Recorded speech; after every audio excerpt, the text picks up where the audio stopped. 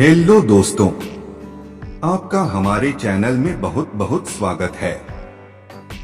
आज हम वह कहानी सुनेंगे जिसे सिंहासन बत्तीसी की 8वीं पुतली पुष्पवती ने राजा भोज को सुनाया था। 8वें दिन राजा भोज पुनः राज दरबार में सिंहासन पर बैठने के लिए पहुँचे।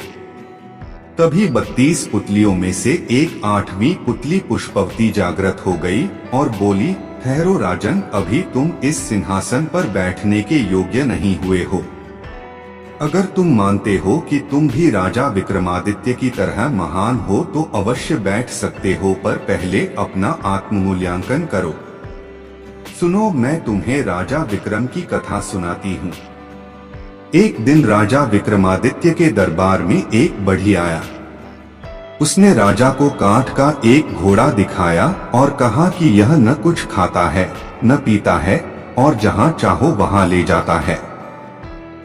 राजा ने उसी समय दीवान को बुलाकर 1 लाख रुपया उसे देने को कहा।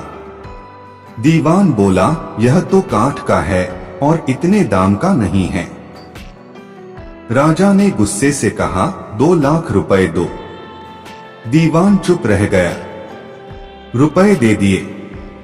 रुपए लेकर बढ़ी चलता बना, पर चलते चलते कह गया कि इस घोड़े में ऐंठ लगाना, कोड़ा मत मारना। एक दिन राजा ने उस पर सवारी की, पर वह बढ़ी की बात भूल गए और घोड़े पर कोड़ा जमा दिया। कोड़ा लगना था कि घोड़ा हवा से बातें करने लगा और समुद्र पार ले जाकर उसे जंगल में एक पेड़ पर गिरा दिया। लुढ़कते हुए राजा नीचे गिरे।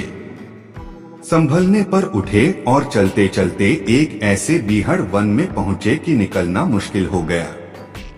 जैसे तैसे वह वहां से निकले। 10 दिन में 7 कोस चलकर वह ऐसे घने जंगल में पहुंचे जहां हाथ तक नहीं सूझता था। चारों तरफ शेर चीते दहाड़ते थे। राजा घबराए, रास्ता नहीं सूझता था। आखिर 15 दिन भटकने के बाद एक ऐसी जगह पहुंचे जहां एक मकान था। उसके बाहर एक ऊंचा पेड़ और 2 कुएं थे। पेड़ पर एक बंदरिया थी।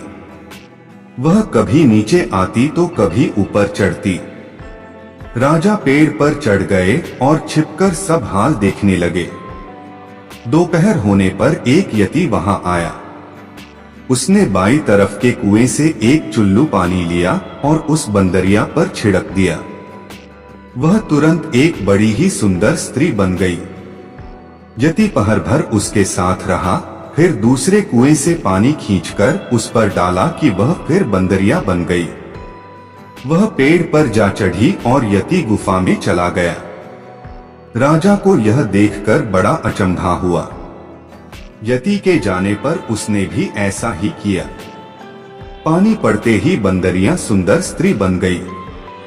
राजा ने जब प्रेम से उसकी ओर देखा तो वह बोली, हमारी तरफ ऐसे मत देखो, हम तपस्वी हैं। शाप दे देंगे तो तुम भस्म हो जाओगे।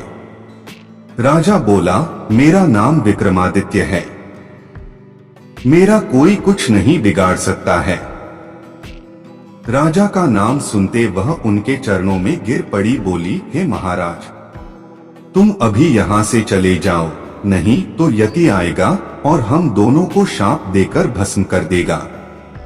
राजा ने पूछा, तुम कौन हो और इस यति के हाथ कैसे पड़ी? वह बोली, मेरे पिता कामदेव और माँ पुष्पावती हैं।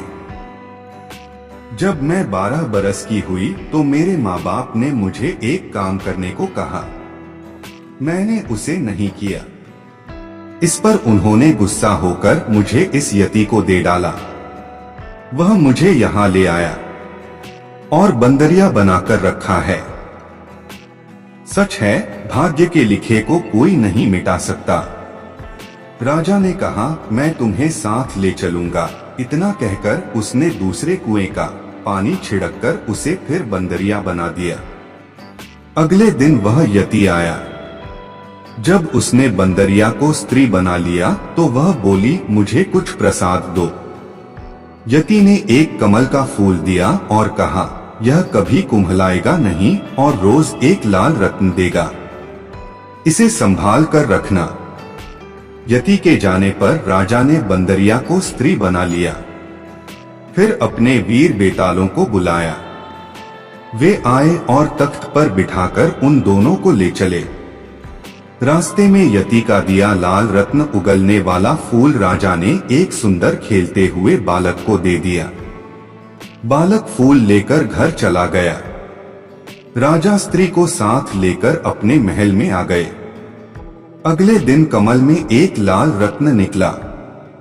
इस तरह हर दिन निकलते निकलते बहुत से लाल रत्न इकट्ठे हो गए।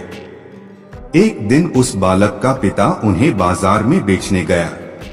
कोतवाल ने उसे पकड़ लिया, राजा के पास ले गया। लड़के के बाप ने राजा को सब हाल ठीक ठीक कह सुनाया और बताया कि उसे नहीं पता यह फूल बालक के पास कहां से आया, लेकिन हर दिन इसमें से रत्न निकलता है।